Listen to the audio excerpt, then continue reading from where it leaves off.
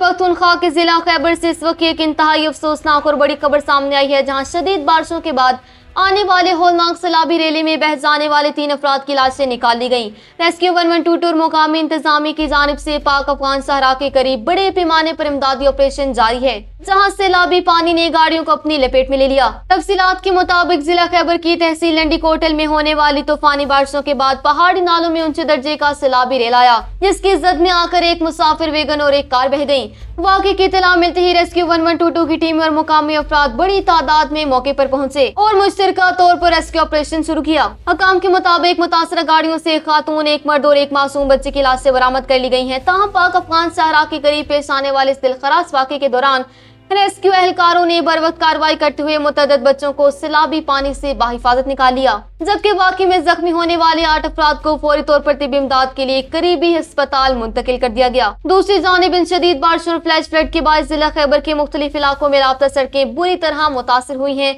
जिससे ट्रैफिक की रवानी मुअत्तल हो गई, जबकि कई कच्चे मकानात को भी शदीद नुकसान पहुंचने की इत्तलात मौसूल हो रही हैं। रेस्क्यू इदारों के एहलकार अब भी मुतासर इलाकों में हाई अलर्ट है और इमदादी कार्रवाइयों का सिलसिला अब भी जारी है।